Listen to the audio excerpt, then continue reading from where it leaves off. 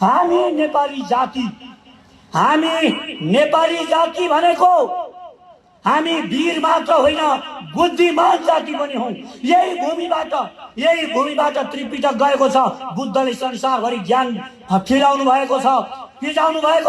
वेदहरू गएका छन्, मुन्दुम गएको छ। यो देशबाट सारा ज्ञान गएको छ।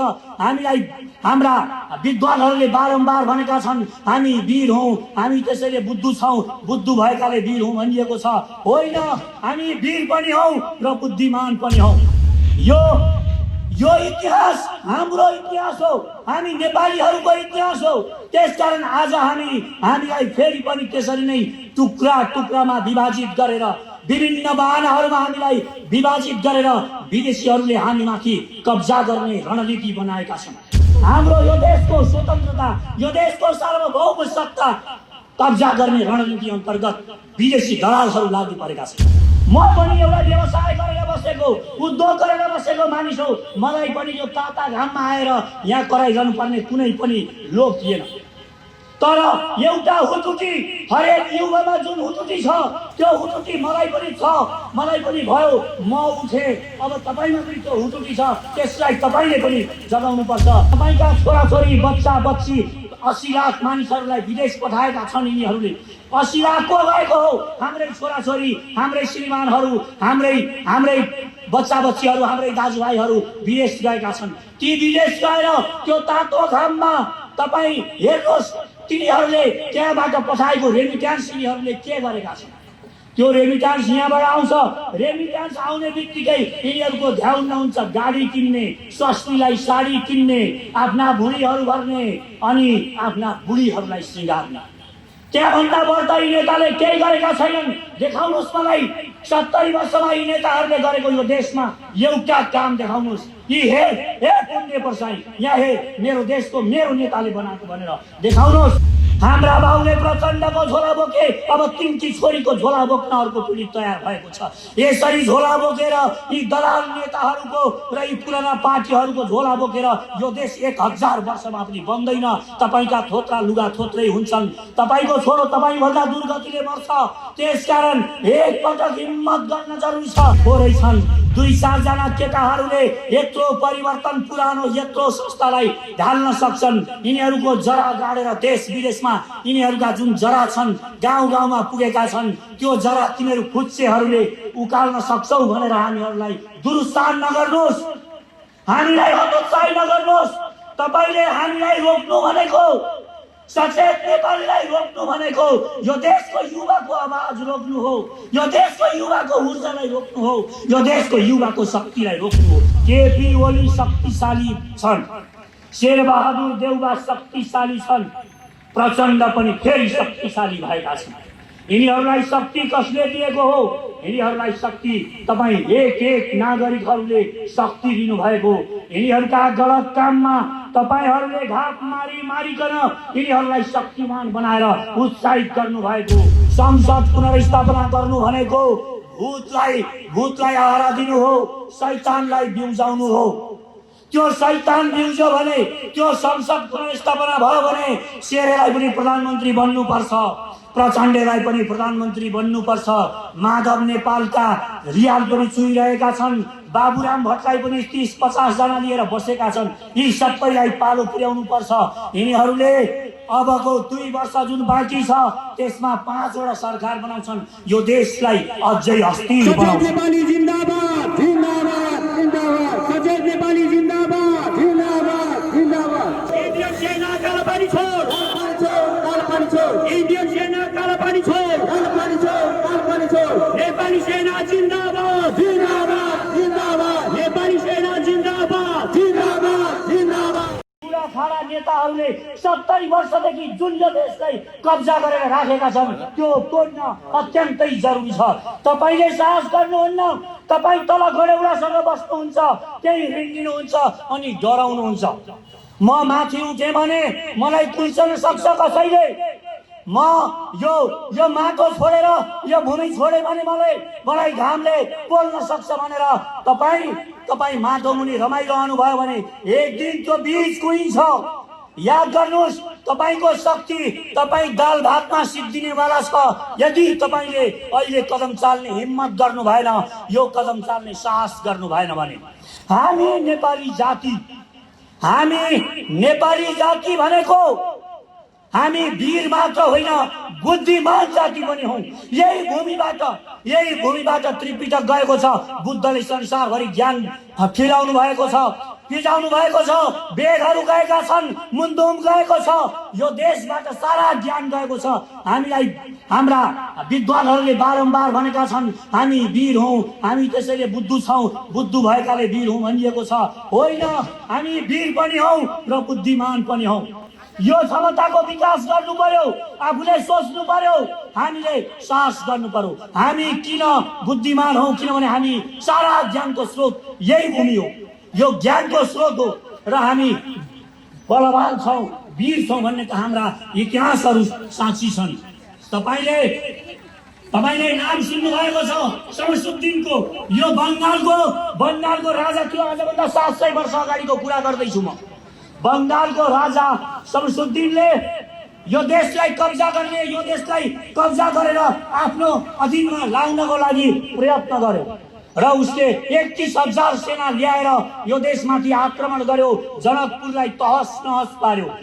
आजभन्दा 700 वर्ष अगाडिको कुरा हो। त्यो बेला नेपाल 45 टुक्रामा विभाजित थियो। 45 टुक्रामा विभाजित भएको जुन बेला हामीसँग सामरिक रूपमा हामी शक्तिशाली थिएनौं, हामीसँग सेना पनि गतिलो थिएन, त्यो मानिस शमसुद्दीन 31,000 सेना लिएर जनकपुर हुँदै काठमाडौँ आयो। काठमाडौँ तहस नहस पार्यो र यहाँका पशुपतिको मन्दिरहरू भत्कायो, अरू धेरै मन्दिरहरू भत्कायो र यहाँका नारीहरूलाई बलात्कार गर्यो। तब गोर्खा, लमजुङ, कास्की र पाल्पा साना राज्य थिए त्यो बेला। ती 4वटा राज्यहरूले मिले र जम्मा 4,000 सेना भेला पाए। जम्मा 4,000 सेना। आजभन्दा 700 वर्ष अगाडि त्यो 4,000 सेनाले 30,000 जुन शमसुद्दीनले सेना लिएर आएको थियो, जसको शासन बिहार, उडिसा, उत्तर प्रदेश र बङ्गलादेश पूरा उसको राज्य थियो। एउटा विशाल राज्यको सेना लिएर आएको सेनापतिलाई, त्यस्तो राजालाई 4,000 सेनाले गिडेर 30,000 का टाउका काटेर 1,000 मात्र सेना लिएर फिर्ता गएको थियो। त्यो वीर जाति हो हामी नेपाली जाति भनेको। त्यो बेला गोर्खा मात्र थिएन, त्यो बेला गोर्खा भन्ने थिएन, नेपाल थियो। नेपाली हामी हौं भन्ने भावना थियो। हामी 45 टुक्रामा विभाजित थियौं, तर पनि हामीले त्यो अझै सेनालाई हराएर पठाएका थियौं। 30,000 सेनाका टाउको काटेका थियौं। त्यसकारण त्यो पछि के भयो? 250 वर्षसम्म यो नेपाललाई कसैले आँखा लाउने हिम्मत गरेन, त्यो साहस कसैले गरेन।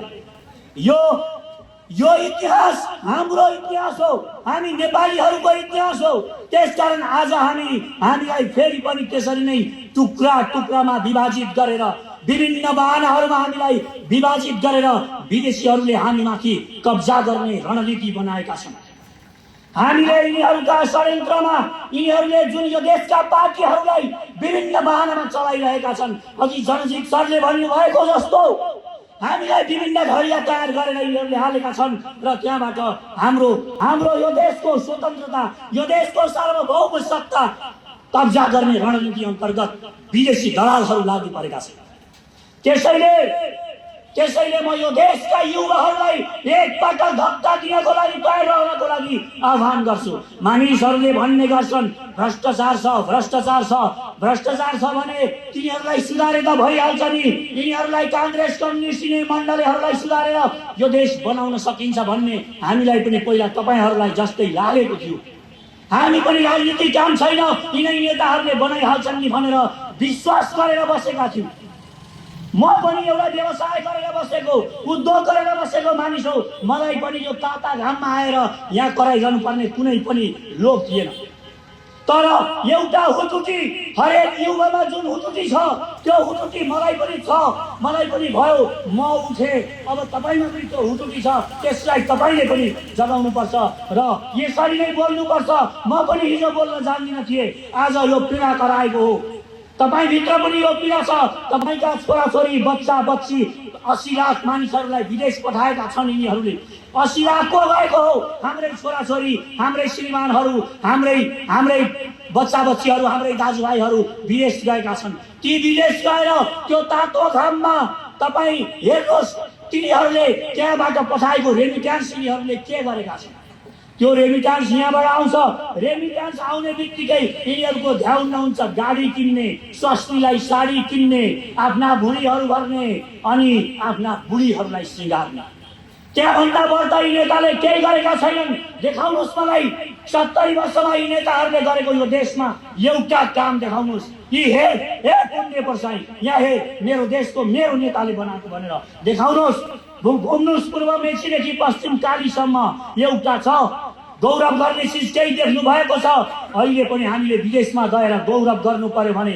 हाम्रो सगरमाथा हाम्रा भगवान बुद्ध तिनै सीता तिनै भृकुटी हाम्रा तिनै महान विभूतिहरूका नाम लिनुपर्छ यिनै हाम्रा पहाडहरू यिनै हाम्रा सौन्दर्यहरू यिनीहरूको बखान गर्नुपर्छ हामीले एउटा पनि यिनीहरूले निर्माण गरेका छैनन् एउटा चिज निर्माण गर्न नसक्ने यस्ता कायर दलाल नेताहरूलाई यिनीहरूका झोला बोकेर हाम्रा बाउले यिनका बाउका झोला बोके विश्वेश्वर प्रसाद कोइरालाका झोला बोके आज हाम्रा बाउले त्यो झोला छोडे मरे अनि हामी फेरि तिनै विश्वेश्वर प्रसाद कोइरालाको छोराको सस्तान कोइरालाको झोला बोकेर यो देशलाई गर्तमा हालिरहेका छौँ हाम्रा बाउले प्रचण्डको झोला बोके अब तिनकी छोरीको झोला बोक्न अर्को पिँढी तयार भएको छ यसरी झोला बोकेर यी दलाल नेताहरूको र यी पुराना पार्टीहरूको झोला बोकेर यो देश 1000 वर्षमा पनि बन्दैन तपाईका थोत्रा लुगा थोत्रै हुन्छन् तपाईको छोरो तपाईभन्दा दुर्गतिले मर्छ त्यसकारण एकपटक हिम्मत गर्न जरुरी छ एकपटक साहस गर्न जरुरी छ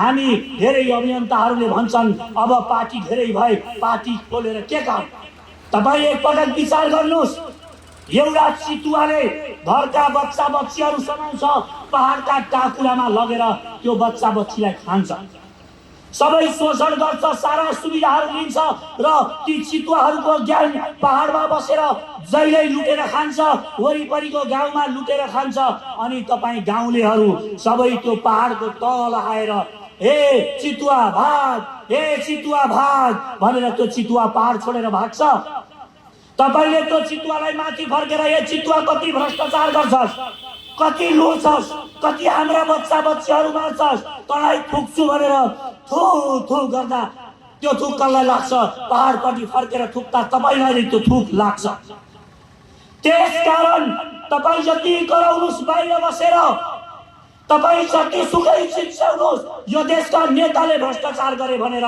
यिनीहरूको पेट कुम्भकर्णको पेट हो यो कहिल्यै भरिँदैन अब तपाईले त्यो पहाडमा त्यो चितुवा जो तपाईको लुटेर तपाईका बच्चा बच्चीलाई मारेर शोषण गरेर खाइरहेको छ त्यो चितुवालाई त्यहाँबाट भगाउनको लागि तपाईँ अगाडिबाट जान सक्नुहुन्न हिम्मत छैन भने पछाडिबाट जानुहोस् पछाडिबाट जाउँ सबै मिलेर जाउँ र त्यो चितुवालाई त्यहाँबाट निकालेर तल भुइँमा पछारौँ त्यो चितुवा भनेको काङ्ग्रेस कम्युनिस्ट र यिनै मण्डलीहरू 70 वर्षदेखि यिनीहरूले हामीलाई लुटेर खाएका छन् अब पनि तपाईँ तिनीहरूलाई चितुवालाई आहारा भेला पारेर आफ्नो समय खेला फाल्नुहुन्छ भने यो देशको दुर्गति यो देशलाई तहस पार्नमा ती चितुवाहरू जति जिम्मेवार छन् तपाईँ पनि त्यति नै जिम्मेवार हुनुहुन्छ त्यसकारण बाहिर बसेर कराएर थुकेर चितुवा भाग्दैन चितुवा भगाउनको लागि हामीले लाठी मुङ्ग्री लिएर आवाज लिएर त्यो पहाड चढ्ने साहस गर्नुपर्छ हामीलाई थोरै छन् 2-4 जना केटाहरूले यत्रो परिवर्तन पुरानो यत्रो संस्थालाई ढाल्न सक्छन् यिनीहरूको जरा गाडेर देश विदेशमा यिनीहरूका जुन जरा छन् गाउँ गाउँमा पुगेका छन् त्यो जरा तिनीहरू फुच्चेहरूले उकाल्न सक्छौ भनेर हामीहरूलाई दुरुत्साहन नगर्नुहोस् हामीलाई हतोत्साही नगर्नुहोस् तपाईले हामीलाई रोक्नु भनेको सचेत नेपालीलाई रोक्नु भनेको यो देशको युवाको आवाज रोक्नु हो यो देशको युवाको ऊर्जालाई रोक्नु हो यो देशको युवाको शक्तिलाई रोक्नु हो तपाईँ आफ्नो छोरोले केही गर्न आँट्यो भने केही महान काम गर्न आँट्यो भने तपाईँ धाक मार्नुहुन्छ कि त्यसलाई तपाईँ हे नगर भनेर गाली गर्नुहुन्छ जब सानोमा सम्झनुहोस् तपाईँ सबैका बच्चा जसका भएका छन्, बच्चासँग नजिक बस्नु भएको छ, बच्चा सम्झनुहोस्। जब बच्चा पहिलो पटक हिँड्न खोज्छ, हिँड्नको लागि उड्छ, त्यो बेला त्यो बच्चालाई तपाईँ जब पहिलो पटक हिँड्छ र लड्छ, त्यो बेला त्यो बच्चालाई तपाईँ गाला पड्काउनुहुन्छ।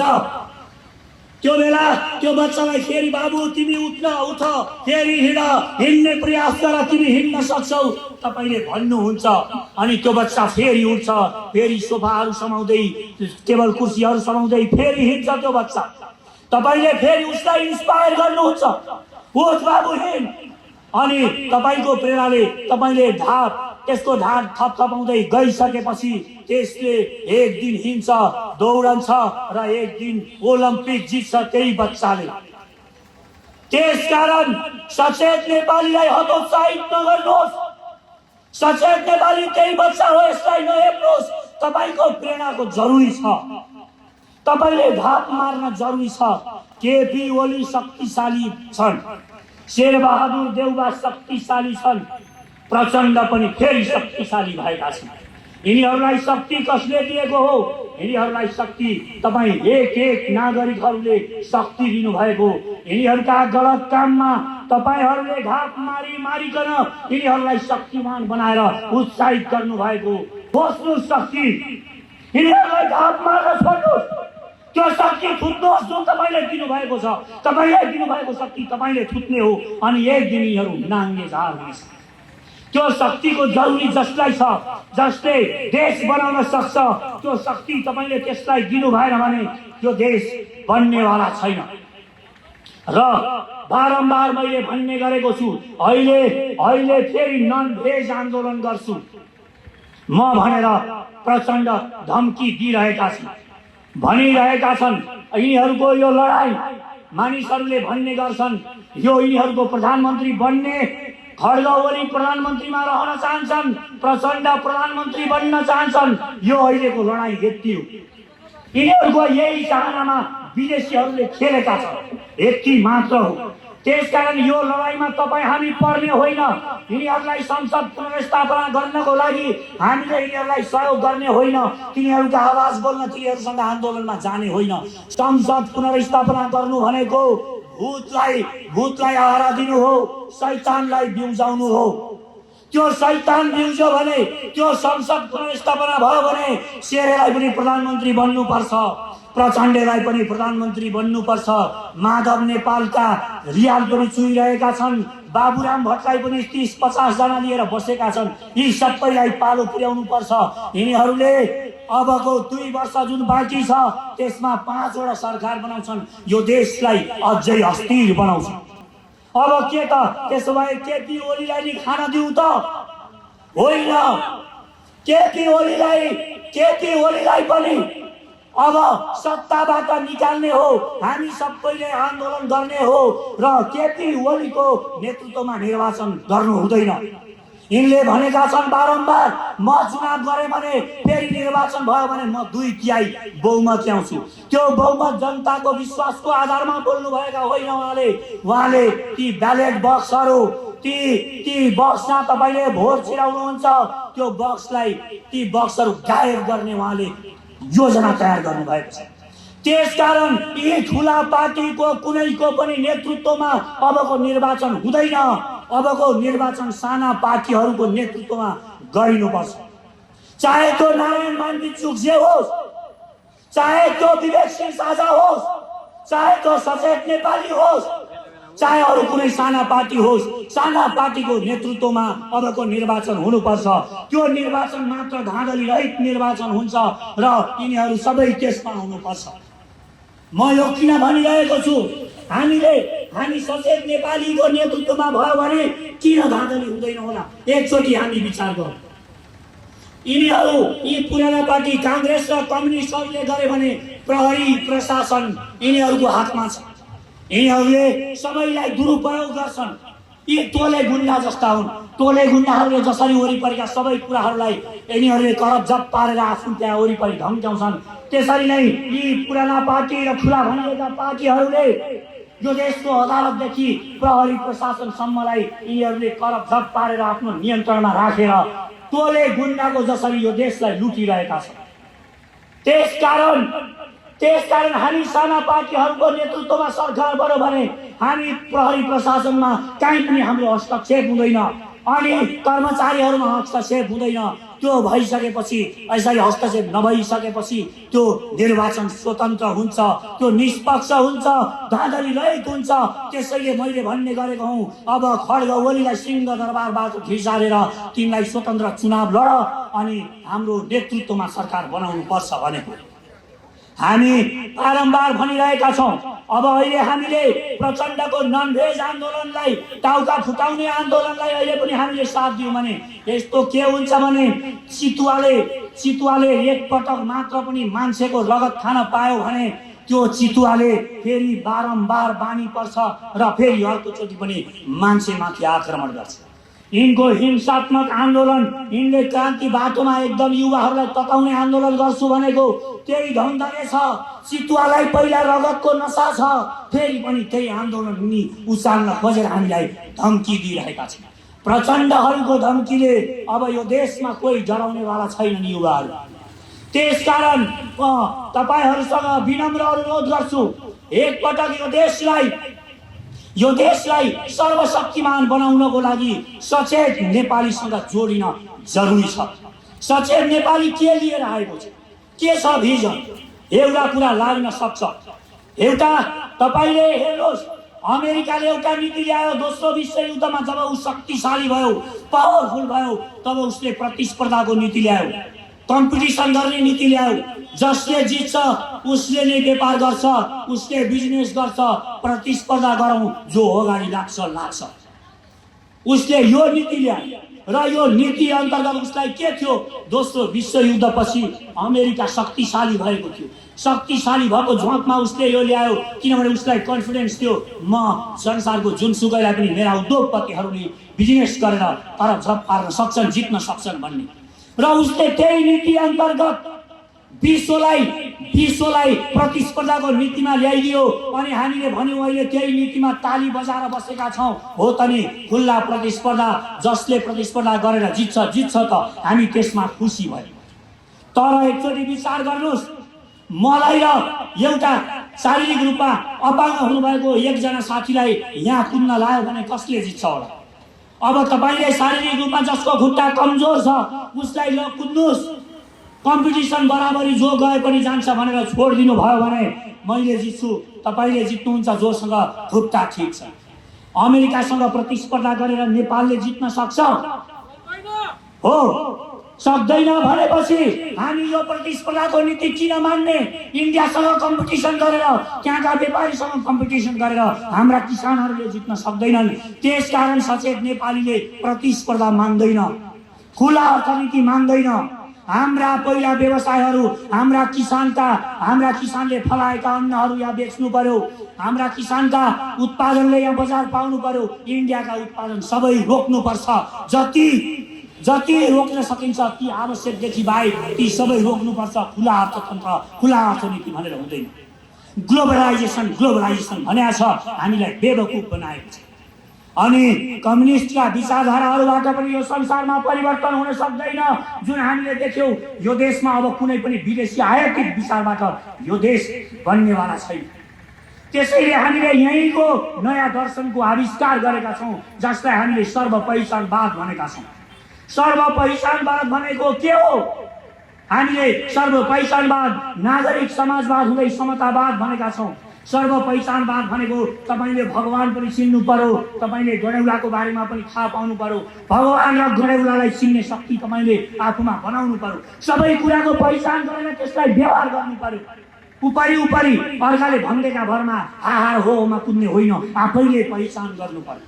कुनै पनि पीडा तपाईलाई जुन पीडा छ त्यो तपाईको पीडा, तपाईलाई दाँत दुखेको छ भने तपाईलाई दाँत दुखेको, त्यो अर्कोलाई दाँत दुखेको छैन भने त्यसलाई थाहै हुँदैन। जसलाई दाँत दुखेको छ त्यसलाई थाहा हुन्छ दाँत दुख्नुको पीडा।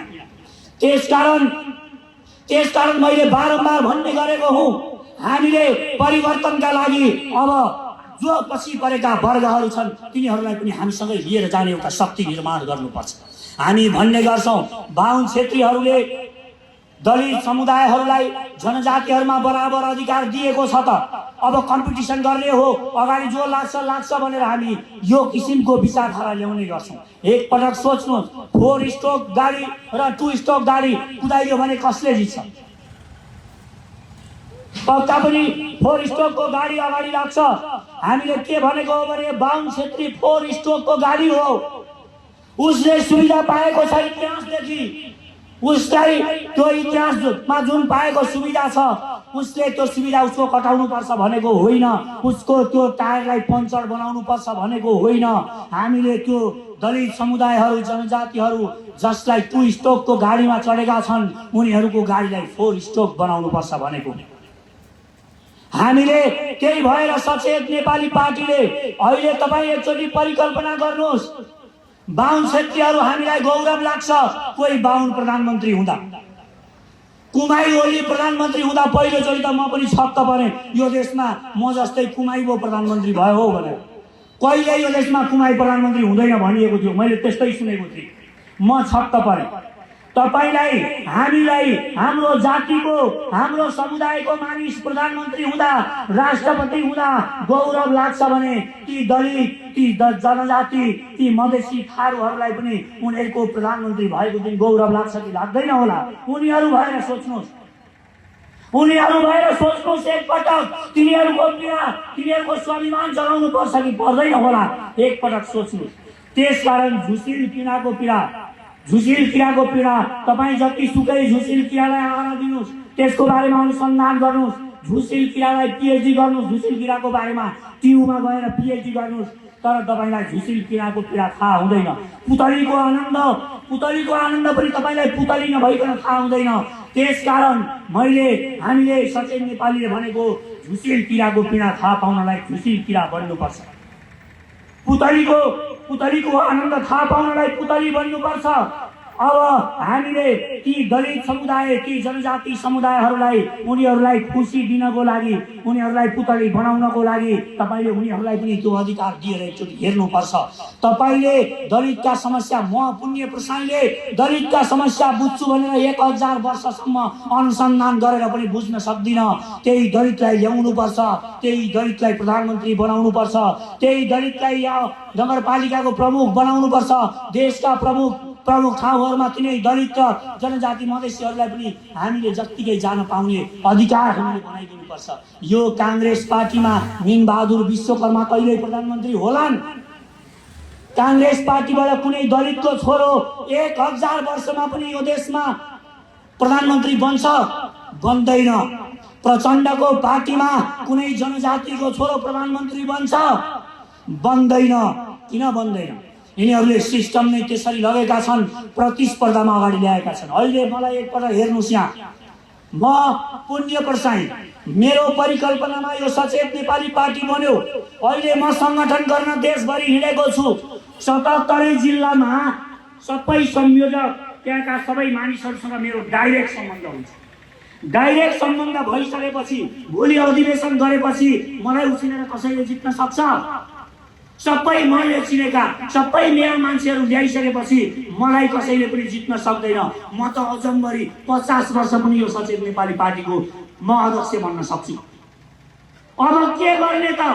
दलितलाई ल्याउनलाई जनजातिलाई ल्याउनलाई के गर्ने त? त्यसो भए पुण्य प्रसाई सधैँ हुने भयो। यसलाई हटाउनको लागि त पहिला राजा महाराजाहरूले बाउ मर्दैन थियो, राजा 80 वर्षको भइसक्यो कहिल्यै मर्दैन थियो। त्यस पछाडि छोरोले आफै 60 वर्षको भइसक्यो, बाउ मर्ने छाटकाट छैन, राजा हुने नाम आउँदैन, अनि टाउको काटिदिन्थ्यो बाउ। अब पुण्य प्रसाईको टाउको नकाटिन्जेल यहाँ अर्को अध्यक्ष हुन नपाउने त? मदन भण्डारीले खोलामा नहालिन्जेल अर्को अध्यक्ष हुन नपाउने? पाउनुपर्छ। तर कांग्रेस र कम्युनिस्ट र यी अरू जति पनि अहिलेका पार्टी छन् यी पार्टीबाट हुँदैन। हाम्रोबाट किन हुन्छ? किन हाम्रो पार्टीको अध्यक्ष दलित बन्न सक्छ? म बताउँछु। हामीले यही पार्टीमा पनि 25% को क्लस्टर मिलाएका छौँ। हरेक 2 वर्षभन्दा एउटा अध्यक्ष हुन पाउँदैन। यहाँ दलितले 25% जानै पर्छ, जनजातिलाई 25% राख्नै पर्छ र मधेसी समुदायबाट ती थारूहरूलाई पनि 25% राख्नै पर्छ। त्यो राखिसकेपछि यो चक्रियामा चल्न थालिसकेपछि एक दिन थारूको बच्चा पनि यो पार्टीको अध्यक्ष बन्नुहुन्छ, 2 वर्ष पछाडि एउटा जनजातिको छोरो पनि बन्नुहुन्छ, एउटा दलित समुदायबाट पनि बन्नुहुन्छ। यही सिस्टम हामी यो देशको राज्य सत्तामा कायम गर्न चाहन्छौँ। अरू पार्टीले पनि यो लागू गर्नुपर्छ। शेरबहादुर देउवा सधैँ अध्यक्ष, प्रचण्ड 33 वर्षदेखि अध्यक्ष, माधव नेपाल 15 वर्षदेखि अध्यक्ष। यसरी यो देश जोडिँदैन। राष्ट्रियताको भावना ती दलित समुदायमा, जनजातिमा र ती थारूका बच्चा बच्चीहरूमा पनि यो मेरो देश हो भन्ने बनाउनको लागि तपाईँले तिनीहरूलाई पनि शक्तिमा लिएर जानुपर्छ। यो सिस्टम हामीले बनाएकै यति बनाउने साहस हामीले गरेनौँ, यति त्याग गर्ने हिम्मत गरेनौँ भने यो देश कहिल्यै बन्नेवाला छैन। हामीलाई यही पहिचानको राजनीति गराएर हामी माथि यिनीहरूलाई नि फुटाएर दलितलाई एकातिर लगाइदिन्छन्, अर्कोलाई अर्कोतिर लगाइदिन्छन्, सबैलाई विभाजन गरेर विदेशीहरूले शासन गरिरहेका छन्। यो कुरा बुझ्न जरुरी छ। यो नबुझिन्जेल हामीले कहिल्यै पनि यो देश बनाउन सक्दैन। त्यसकारण यो देश निर्माण तपाईँले गर्ने हो, मैले गर्ने हो। पहिला आफ्नो शक्तिको पहिचान गर्ने हो। तपाईँ सिंह हो, हाम्रो चुनाव चिन्ह पनि सिंह छ। हामी सिंह लिएर तपाईँहरू समक्ष आउँदैछौँ। तपाईँ हरेक भित्र त्यो सिंह लुकेको सिंह छ। त्यो सिंह जसलाई तपाईँले सियाल बनाएर झोला बोकाउनु भएको छ, अरूको त्यो झोला फ्याँक्नुहोस्, त्यो झोला हेर्नुहोस्, त्यो झोलाभित्र के छ एकपटक हेर्नुहोस्। एउटा भिखारी बाटोमा बसेर भिख माग्दो रहेछ, त्यसले एउटा पिरा ओछ्याउँदो रहेछ। पिरा भनेको तपाईँलाई थाहा होला, काठको, र त्यो काठको पिरालाई बाहिरबाट छालाएर जुटहरूले बेरेको रहेछ। ऊ माग्न बसिरहेको बेला एकजना विद्वान मानिस त्यही बाटो भएर हिँडिरहेका रहेछन्। उनीसँग पनि भिख मागेछन्। ल मलाई भिख दिनुहोस्, अलिकति पैसा दिनुहोस्, मलाई खाना छैन। यी भिखारीले मागेछ। विद्वानले भिखारीलाई पैसा दिएनन्। ए भिख माग्छस्, यो बाकसभित्र के छ कहिले हेरेको छस्? के हो त्यो तेरो? केमा बसेको छस्? भिखारीलाई सोधेछन्। तिनले भनेछन् के हुनु, मेरा बाउले दिएको, मेरा बाउलाई पनि मेरा बाउले दिएको अरे, मैले बोकेको छु, ओछ्याउँछु, बस्छु, के हुनु? केही न केही। एकचोटि घरमा गएर हेर के छ यसमा, एकचोटि बुझ। विद्वानले भने बेलुका ती भेला पारेका पैसाहरूले जाँड किन्यो, तुल्ल जाँड खायो। जाँड खाएर बेलुका ऊ घरमा पुग्यो, 81 होस आयो। दिउँसो त विद्वान मान्छेले भनेको थियो एउटा फटाले मलाई पैसा त दिएन, यो बाकस हेर भनेको थियो। जाँड खाएको झ्वाकमा बाकस फोर्यो, फेर फोरिदिनु पर्यो। के रहेछ बाकस? बोरा च्यातो, छाला च्यातो, अनि काठको भित्र बक्सा छ। त्यहाँ त्यो बक्सा यसो हेरो, बक्सा हेर्दाखेरि बक्सा फोरो, बक्सा फोर्दा त सुन चाँदी हिरा मोती रहेछ बक्साभित्र। उसका हजुरबाउसँग त्यो सम्पत्ति रहेछ, त्यसको छोरो पनि जड्या रहेछ। त्यो जड्या छोरोले बिगार्छ भनेर त्यहाँ हालेर यो चाहिँ कहिल्यै नछोड है, मर्ने बेलामा छोरालाई दिनु। एक दिन त एउटा बौद्धिक छोरो जन्मेला, एक दिन त एउटा जान नखाने छोरो जन्मेला भनेर हजुरबाउले बाउलाई दिएको रहेछ। बाउले पनि जान त खायो, जिन्दगीभरि कहिल्यै केही गरेन, अनि छोरालाई दियो। छोराले आज जाँडै खायो, हेरो सुन चाँदी छ, अरबपति छ। हामी पनि त्यस्तै हौ। जड्याहरूले यो देशको शासन सत्ता कब्जा गरे। 70 वर्षदेखि जड्याहरूले हामी आज छोराहरूलाई पनि जाँड खान बाध्य पारेका छन्। हामी एकचोटि हाम्रो बाकस खोलौँ। यो देश सुन हिरा मोतीले भरिएको देश छ। हामी सुनका पहाडहरू नागेर मरुभूमिमा काम गर्न जान्छौँ। कति घिनलाग्दो छ हाम्रो अवस्था। सुनका पहाडहरू नागेर तल भुइँमा सुन छ, हिरा मोतीका खानीहरू छन्, जडीबुटीहरू छन्, सुन्दर र महान देश छ। हामी 20,000 को लागि अरबका मरुभूमिमा जान्छौँ। जुन देशको भूमि 87% कृषि योग्य भूमि छ, हामी 3% पनि कृषि योग्य भूमि नभएको अरबमा गएर भेडा हेर्छौँ, टमाटर टिप्छौँ। इजरायलमा गएर कति दर्दनाक छ हाम्रो अवस्था। यो के कारणले यो भएको, यो बुझ्न जरुरी छ। यसको लागि हामीहरू मिल्न जरुरी छ। हामीले आफ्नो शक्ति पहिचान गर्न जरुरी छ। जुन शक्ति, जुन सिंह हामीभित्र लुकेर बसेको छ, त्यो सिंहलाई जगाउन जरुरी छ। सिंहले आफ्नो शक्ति चिनेन भने त्यो सर्कसको सिंह जस्तो हुन्छ। सर्कसको सिंह बन्ने होइन नेपाली जाति। नेपाली जाति एक महान जाति हो। एक पटक एकपटक एउटा गाउँमा आगो लागेछ। आगो लाग्यो, आगो दन्दनी बल्न थाल्यो। अब यो आगो निभाउन सकिँदैन, के निभाउनु? गाउँका मान्छेहरू यी यसरी नि तपाईँहरू जसरी नि यसरी बसे सबैजना आगो आगो निभेको आफै निभे हुन्थ्यो भनेर एउटा सानो बच्चाले कटौरामा पानी लिएर आएछ, उगाउँदै लगेर आगोमा हाल्दो रहेछ।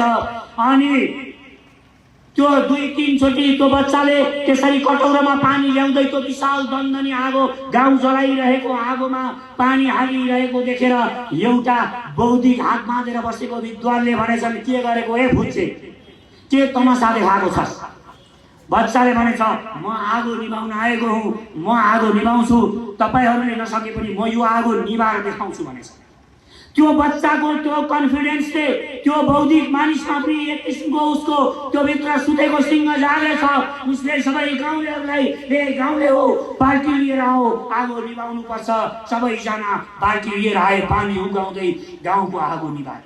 एउटा बच्चाको आत्मविश्वासले एउटा गाउँको दन्दनी बनेको आगो निभ्न सक्छ। तपाईँ सुतेको सिंहलाई जगाउन सक्छ भने हामी पनि सचेत नेपाली पनि त्यही बच्चा हो। हामी यो देशमा दन्दनी लागेको 70 वर्षदेखि लागेको आगो निभाउन आएका हौँ। यसमा तपाईँहरूले पनि साथ दिन जरुरी छ। यो देश किन बनेन? यो देश किन बनेन? विविध कारणहरू छन्। यिनीहरूले भ्रष्टाचार गर्छन्, मैले अघि भनिहाले, लगेर खान्छन्, त्यो त छँदैछ। तर यो देश नबन्नुको मुख्य कारण भनेको हामी स्वतन्त्र छैन। हामी कहिल्यै गुलाम नभएको, हामी महान जाति, एकताको महान जाति, गुलाम नभएको। हामी त बार बार गुलाम भएका छौँ, अहिले पनि गुलाम छौँ हामी। तपाईँ एउटा बन्दुक किन्नु पर्यो भने जुन देशले इन्डियालाई सोधेर बन्दुक किन्नुपर्छ, जुन देशको सिमानामा पर्खाल लाउनलाई, काँडे तार लाउनलाई इन्डियालाई सोध्नुपर्छ, जुन देशले एउटा गाँजा रोप्छु भन्दा यहाँको किसानले गाँजा रोप्न सक्दैन, युरोपलाई सोध्नुपर्छ। जुन देशले प्रवेश आज्ञा लागू गरौँ, इन्डियालाई यहाँ भिसाको सिस्टम गरौँ, भिसा सिस्टम नभइकन यहाँ हामी इन्डियालाई छिर्न नदेऊ भन्दा जसले निर्णय गर्न सक्दैन, जसले मल कारखाना खोल्न सक्दैन, त्यस्तो देश पनि स्वतन्त्र हुन्छ। स्वतन्त्र भनेर बस्नु हाम्रो लागि धिक्कार छ। हामी स्वतन्त्र छैनौँ। त्यसकारण सचेत नेपालीले यो देशलाई, यो आन्दोलन भनेको, यो निर्वाचन भनेको हामी स्वतन्त्रताको लडाईँ गर्न आएका हौँ, यो देशलाई मुक्त गराउनको लागि आएका हौँ। हामी भन्छौँ त्यो 1950 को सन्धि जुन इन्डियाले हामीलाई अहिलेको जस्तै अवस्था सिर्जना गर्यो, के गर्यो? 7 सालमा मोहन शमशेरको तानाशाही देखाइदियो र जनताहरूलाई डर देखायो। मोहन शमशेरले मार्छ, काट्छ, यी राणाहरूले सखाप पार्छन् भनेर उतापट्टि काङ्ग्रेसलाई, ए काङ्ग्रेसीहरू उठ, म 2-4 वटा थोत्रा बन्दुक दिन्छु, राणालाई हान। अनि उताबाट काङ्ग्रेस राणालाई हान्दै आयो, 2-4 वटा जिल्लाहरू हान्यो। यता इन्डियाले के गर्यो?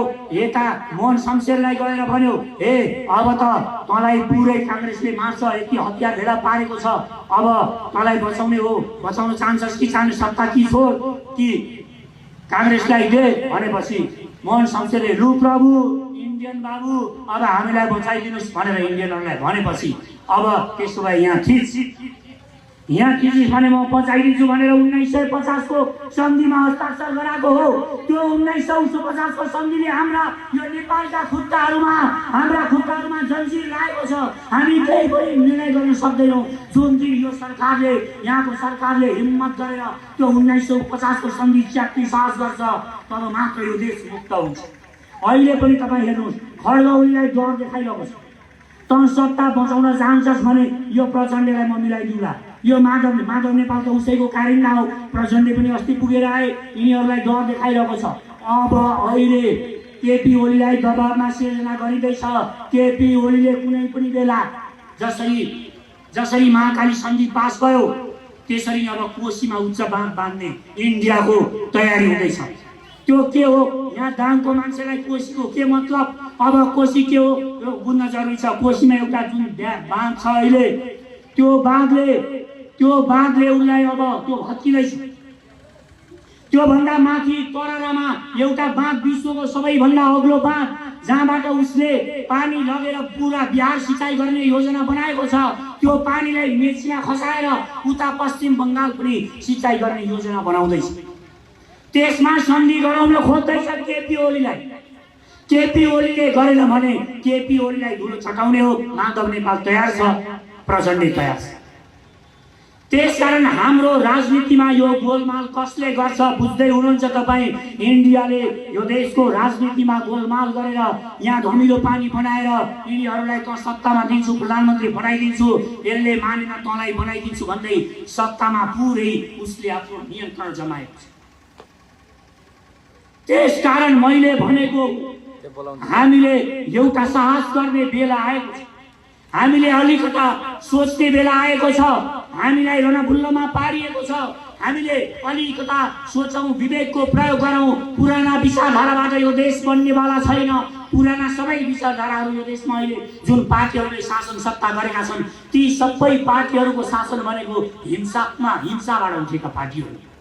काङ्ग्रेस हिंसाबाट बन्दुक पड्काउँदै मान्छे मार्दै आएको थियो। त्यस पछाडि यी एमाले भनेकाहरूले पनि माले झापा हाम्रै गाउँतिर टाउको काट्दै आएका। त्यस पछाडि माओवादीको तपाईँले देख्नु भएको छ। हिंसाबाट आएका पार्टीले हिंसा गर्न सक्छन्, भाँड भैलो मचाउन सक्छन्। अहिले तपाईँ यहाँ मध्ये यति धेरै हुनुहुन्छ, यहाँ भएका कोही एउटा मान्छे बौलायो भने यहाँका सबैलाई भगाउन सक्छ। काट्छु भनेर खुकुरीले हो भने तपाईँहरू सबै यहाँबाट उठेर हिँड्न थाल्नुहुन्छ। यस्ता पुण्य पसैका भाषण सुन्ने होइन, ज्यान बचाउने हो। यिनीहरूले त्यसै गरेर हामीलाई डर देखाएर यस देशको सत्ता कब्जा गरेका हुन्। विचारधारा केही छैन, सबै विदेशको विचारधारा, आयातित कम्युनिस्टको, काङ्ग्रेसको सबैको आयातित विचारधारा हो। त्यसैले हामीले यहीँको विचारधाराबाट यो देश बनाउनु पर्छ भनेर हामीले तपाईँहरूलाई यो आवाज बुलन्द गर्न आएको। यो आवाज जोडिनुहोस्, हाम्रो पार्टीमा सदस्य बन्नुहोस्। यो पार्टी त्यो बच्चा हो, त्यो बच्चालाई तपाईँहरूले प्रेरणा दिन जरुरी छ। यदि तपाईँको प्रेरणा मिल्यो भने म विश्वास दिलाउँछु हामी वास्तवमा चाहेको जस्तो देश चाँडोभन्दा चाँडो बनाउन सक्छ। यो देश हामीले बनाउने हो। हामीले जमर्को गर्यौँ भने, हामीले प्रयास गर्यौँ भने मात्र यो देश बन्न सक्छ। अब म अन्तिमतिर आइपुगेको छु। किन यो देश बनाउनु पर्छ भन्ने कुरा। एउटा कालीगढले, डकर्मीले एकजना धनी मानिसको कारखानामा काम गर्दा रहेछन्। धनी मानिसको कारखानामा काम गर्दा रहेछन्। उनको रिटायर हुने बेला आएछ। रिटायर हुने बेला आइसकेपछि त्यो घरको, त्यो कारखानाको मालिकले ती डकर्मीलाई भनेछन्, अब तिमी रिटायर त हुने नै भयो, आज तिम्रो रिटायरको दिन हो, यो चिठी ल्याऊ र अन्त्यमा तिमीलाई एउटा घर बनाइदेऊ। अब एउटा राम्रो ग्राहक आएको छ, यो विश्वको सबैभन्दा उत्कृष्ट ग्राहक मैले पाएको छु, उसको लागि तिमीले एउटा राम्रो एकदमै सुन्दर घर बनाइदेऊ भनेर त्यो डकर्मीलाई कारखानाका मालिकले घर बनाउन दिनुभएको छ। अब रिटायर भइसकेको मानिस काम गर्न अल्छी लाग्नु स्वाभाविक छ। यो नातेले मलाई आफूले तलब दिइन्जेल त यसरी ठगो। अब अन्तिममा रिटायर भएपछि पनि यसले मलाई ठग्यो। अब यसको घरलाई म किन मेहनत गर्दिनँ भनेर उसले ल्याङ गर्दै, ठग्दै, कमर्सल माल हाल्दै, कमर्सल कामहरू गर्दै एउटा घर बनाइदिन्छ। अनि घर सम्पन्न भयो। घर सम्पन्न हुने दिन सबै गाउँलेहरूलाई, सबै गाउँका मानिसहरूलाई ती कारखानाका मालिकले बोलाए। अनि ती डकर्मी जसले त्यो घर बनाएका थिए तिनलाई पनि त्यहाँ लगे र त्यहाँ लगिसकेपछि तिनले घरको साँचो ती डकर्मीलाई दिँदै भने, यहाँले यो गाउँको, यो टोलको, यो देशको धेरै सेवा गर्नुभयो। तपाईँले मेरो कारखानालाई पनि एउटा प्रसिद्ध कारखाना बनाइदिनु भयो। तपाईँले जीवनभरि साह्रै राम्रो काम गर्नुभएको छ। त्यसैले यो घर पनि म तपाईँलाई नै उपहार दिन्छु, यो घर तपाईँकै लागि हो भन्नुभएछ। डकर्मी टाउकोमा हात हालेर रोएछन्। अन्तिममा आफ्नै घर उनले निकममा बनाएछन्। आज हाम्रो देशका नागरिकहरू 80 लाख मानिसहरू विदेशमा पुगेर यो अर्काको देशहरू बनाइराख्नु भएको छ। यो देश बनाउने बेला आएको छ। हामी त्यही कारखानाका मालिक बनेका छौँ र तपाईहरू सबै अब त्यो डकर्मी बन्नुपर्ने भएको छ। अब एकपटक आफ्नो देशको आफ्नो घर बन्नको लागि तपाईहरू जुट्नुपर्छ। अब तपाईले जसरी मेरो घर भन्नुहुन्छ, मेरो घर मेरो छोरो भनेपछि कति माया लाग्छ। मेरो घर भनेपछि तपाईँ जालो पनि पुस्नुहुन्छ, भुइँ पनि पुस्नुहुन्छ, टोयलेट सफा गर्न पनि तपाईँलाई घिन लाग्दैन। अब हामी सबैले एकपटक मेरो देश भन्ने बेला आएको छ। जुन दिन हामीले मेरो देश भन्ने भाव यो मनमा सिर्जना गर्छौँ तब मात्र यो देश बन्छ। यो मेरो देश बनाउन सकेनौँ भने हामीले दुःख पायौँ, हाम्रा छोराछोरीले पनि दुःख पाउँछन् र यो देशलाई समृद्ध र शक्तिशाली बनाउनु अत्यन्तै आवश्यक छ। तपाईँ हामी जुट्न आवश्यक छ। यो देश शक्तिशाली किन हुनुपर्छ? अहिले तपाईँ यहाँ हेर्नुहोस्, यहाँबाट हिँड्दाखेरि कोही एकदमै ज्यान बनाएको बडी बिल्डर युवा यहाँबाट हिँड्यो भने तपाईँ मेरो भाषण शासन छोडेर त्यही युवालाई हेर्नुहुन्छ, वाउ क्या ज्यान बनाएछ यार केटाले भने। त्यो मानिसको गोजीमा 1 रुपियाँ पैसा नहोस्, त्यसको खल्तीमा 1 रुपियाँ पैसा नहोस्, उसको शिक्षा पनि नहोस्, तर पनि तपाईँ उसको ज्यान देखेर, उसको शक्ति देखेर तपाईँ उसलाई एकदम एप्रिसिएट गर्नुहुन्छ, उसलाई स्वीकार गर्नुहुन्छ। त्यस्तै हो देश पनि। जसरी एउटा मान्छेलाई शक्तिको जरुरी पर्छ आत्मविश्वासको लागि, त्यसरी नै देशलाई पनि आत्मविश्वासको लागि शक्तिको आवश्यकता पर्छ। देश शक्तिशाली हुनुपर्छ। देशको सेना शक्तिशाली भयो भने तपाईँ हामीमा एउटा आत्मविश्वास आउँछ। म नेपाल विश्वको 10औं शक्तिशाली देशको नागरिक हुँ। संसारको जुनसुकै कुनामा गएर तपाईँ छाती खोलेर गौरवका साथ विदेशीलाई भन्न सक्नुहुन्छ। अहिले एउटा इजरायली आयो भने आँखा झुक्छन् तपाईँ। अहिले एउटा सामान्य उत्तर कोरियाको नेपालभन्दा सानो देशको केटो आयो भने पनि म उत्तर कोरियाको भनौँ भने अरे यो त पावरफुल, यही पावरफुल हो कि बुझ्छ केटो भने जस्तो लाग्छ मलाई। त्यसकारण देश शक्तिशाली हुनुपर्छ, देश समृद्ध हुनुपर्छ। देशलाई शक्तिशाली र समृद्ध बनाउनको लागि यो देशको सेनालाई शक्तिशाली बनाउनुपर्छ, यो देशका किसानलाई शक्तिशाली बनाउनुपर्छ, यो देशको पर्यटनलाई शक्तिशाली बनाउनुपर्छ। यति गरेको खण्डमा हामीले यो देशमा जुन कल कारखानाहरू हामीले यहीँ खोल्न सक्यौँ भने यिनीहरूले बेचेका कल कारखानाहरू हामी यो देश बनाउन सक्छौँ। यो देश बनाउनको लागि अब एकपटक जुटौँ। एकपटक म यहाँहरूसँग रिक्वेस्ट गर्छु, म सचेत नेपाली भन्छु, यहाँहरूले पनि जिन्दाबाद भन्नुहोला। म नेपाली जनता भन्छु, तपाईहरूले पनि जिन्दाबाद भन्नुहोला। अब एकपटक हामीले सचेत नेपाली भनेको तपाईँ हामी सबै अब सचेत हुन जरुरी छ। अचेत भएर हामीलाई उनीहरूले झोला बोकाएको भरमा हामीलाई घुमाइरहेका छन्।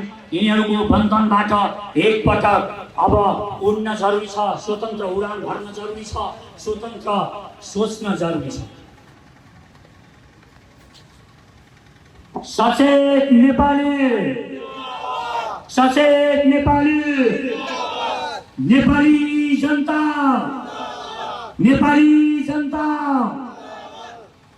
धन्यवाद छ यहाँहरू सबैलाई।